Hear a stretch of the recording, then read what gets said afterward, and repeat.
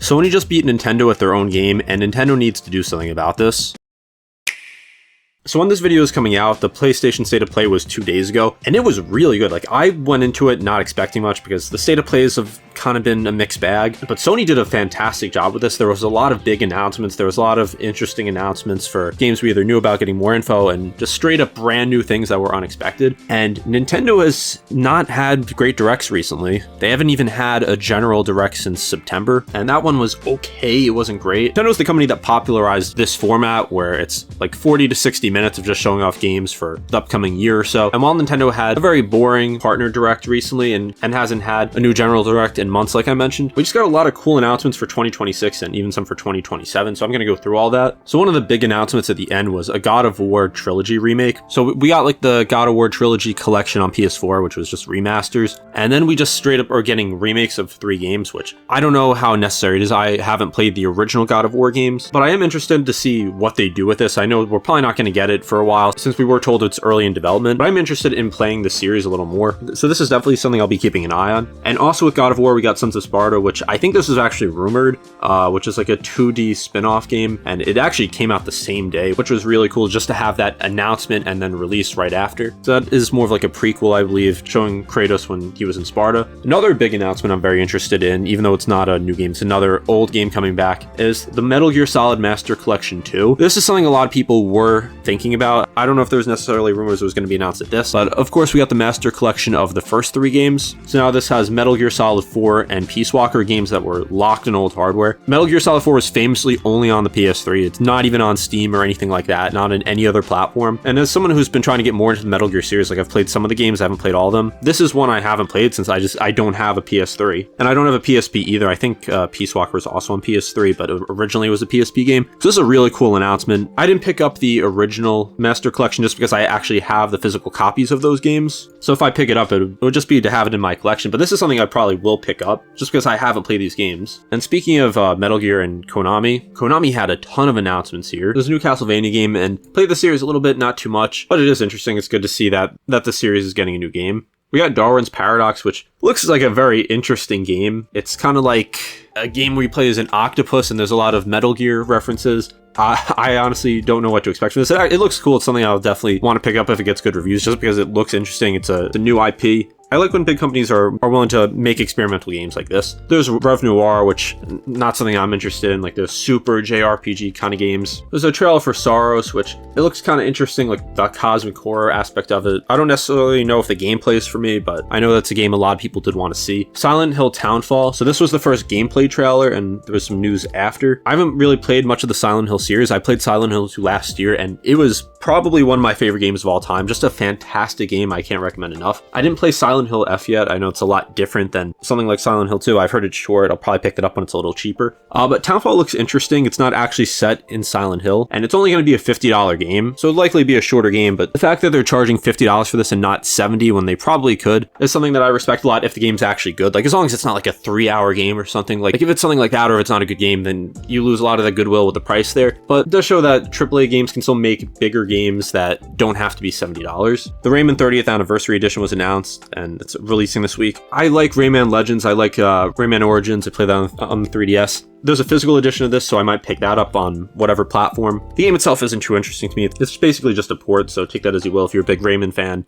this may be worth picking up for you. A new John Wick game. So I don't think we've gotten a John Wick game before. I could be wrong, but this looks very interesting. It's using Keanu Reeves in it, which, I mean, it wouldn't be John Wick without Keanu Reeves, and it looks like a very interesting game. We didn't see too much gameplay. This is probably one of the games that was announced that I'm looking forward to the most, because I feel like there's so much potential with the game there, and so many ideas they can utilize. Like, it's probably just going to be a fun game. Control Resonant. So I actually started the original Control years ago and didn't finish it, and I kind of want to get back into it. I've been playing Alan Wake 2 and I love it so far, and Control actually takes place in the same universe. Like, there's a lot of references there. I really liked Quantum Break when that came out. That's by the same developer. So before I even play this, I got to play the original Control. But this trailer looked cool. It kind of reminded me of Inception a little bit, with like the changing gravity and stuff in the city. A couple more announcements that for me personally, I didn't care for that much, but you may be a fan of. Dead or Alive 7, Dead or Alive 6 Last Round, the new update, Ghost of Yotei Legends. I know a lot of people want this, so I've actually never played the Ghost of Tsushima or Ghost of Yotei, and I gotta play Ghost of Tsushima because I've heard nothing but great things about it. But it's good to see that this game's still supported and still getting extra content. Death Stranding 2 releasing on PC. Death Stranding's interesting to me, so I was really hyped for the first game, and I bought it pretty shortly after it came out. I just couldn't get into it personally. I may go back to it someday, but it's a very long game, and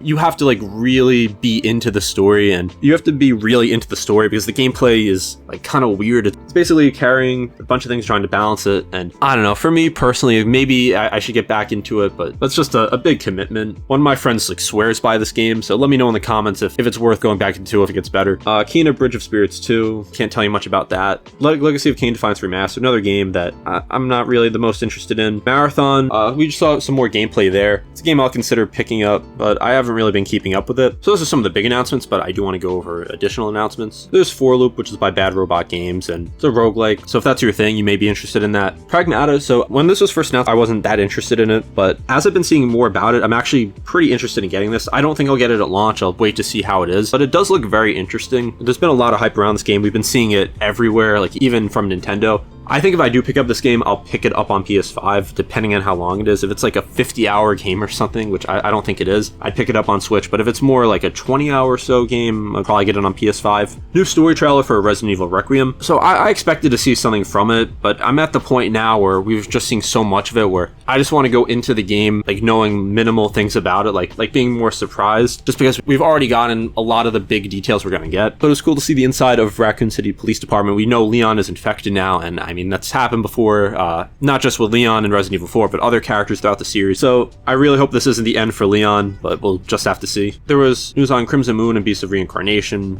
Mina the Hollower, which is by the developers of Shovel Knight. If you're a big fan of that game, you may want to check this out. Naver Prologue, Yako Shinobi Op. So for Naver Prologue, I know this is a DLC. I never played the original. I didn't even know this game existed, but actually it looks pretty interesting. I kind of like some of the 2D platformers that have themes like this, so I may actually pick up the original game. Oh, also going back to Beast of Reincarnation, I didn't realize this was developed by Game Freak, which of course is the Pokemon developer. I think this is the first non-Pokemon game they're making. I'm very surprised that making a game on other platforms, and I don't really know how to explain this game. It's like an action RPG, looks kind of interesting. It's by Game Freak, so something I do want to learn a little more about. It's coming out in August, so 6 months away at this point, so not too long, and it has a very interesting concept. It takes place like 2,000 years in the future. Project Windless, so it's based on a book series, or a book, and it looks like a Muso type of game, like kind of like a Warriors game, where you play as like a giant chicken. And I'm usually not into these kinds of games, but it actually did look pretty cool. I know nothing about the book. I don't know how the story is going to be like. I don't know, all the gameplay is just like what we saw, but we'll find out more about that. Star Wars Galactic Racer. If you're really into pod racing, this might be your thing. I'm not really much of a Star Wars fan myself. 007 First Light. This is a game I've been very interested in. It kind of seems like a more, I guess, action-oriented Hitman, if that makes sense. I think there's a lot of stealth involved, but there's also going to be action. It's going to be a very story-heavy game, and it's been a long time since we've gotten a good 007 game. We got ones on the 360, which I didn't play much of. There was, of course,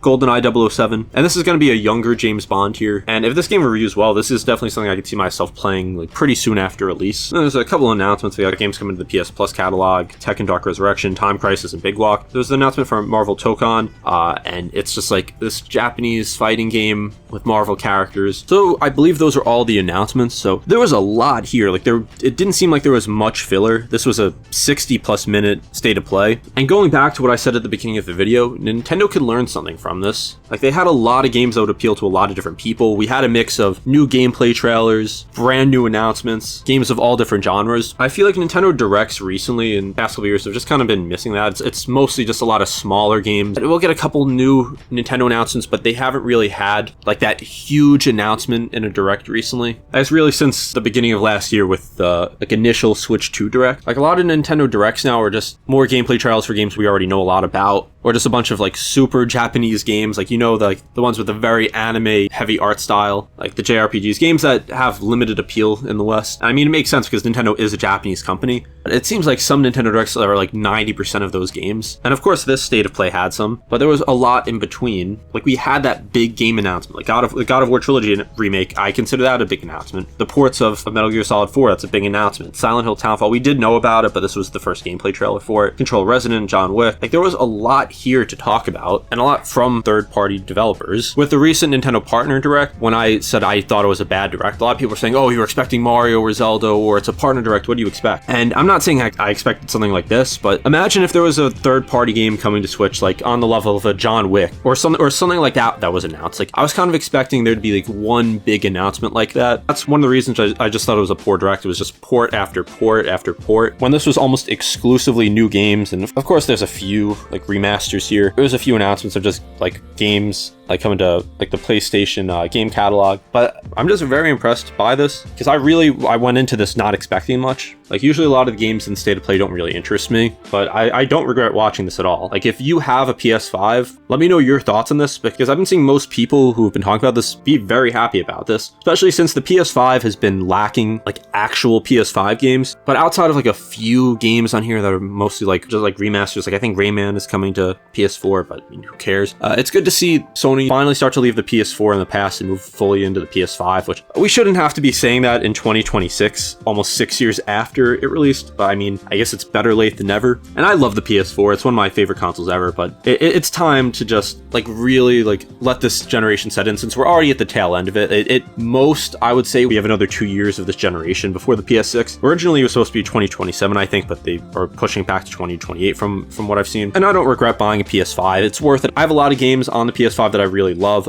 Games run better on there, just simply more features. So I don't regret it, but I have been disappointed by this generation so far. But things finally seem to be going in the right direction. So if you made it to the end of this video, I want to know your thoughts on this. Like, I know I typically just cover Nintendo here, but I probably play on my PS5 more than my Switch too. So there was a lot of announcements here I really wanted to talk about. So again, let me know in the comments what you think, and be sure to subscribe.